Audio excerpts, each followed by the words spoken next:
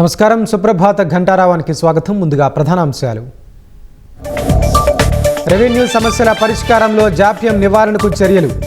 అర్జీలు తిరస్కరిస్తే స్పష్టమైన కారణం చూపాలని ఆదేశాలు.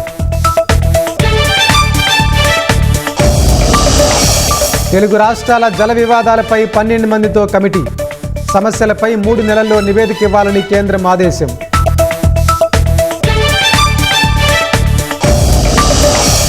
నేడు కొండగట్టు అంజన్న క్షేత్రానికి పవన్ కళ్యాణ్ 35 కోట్ల టీటీడీ నిధులతో అభివృద్ధి పనులకు శంకుస్థాపన.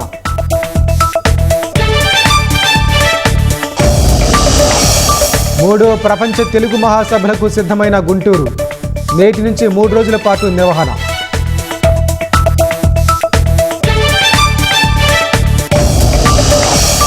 గ్రోగ్ సృష్టించిన అశ్లీల చట్టవిరుద్ధ కంటెంట్ తొలగించండి. ఎక్స్ భారత ప్రతినిధికి కేంద్రం నోటీసులు.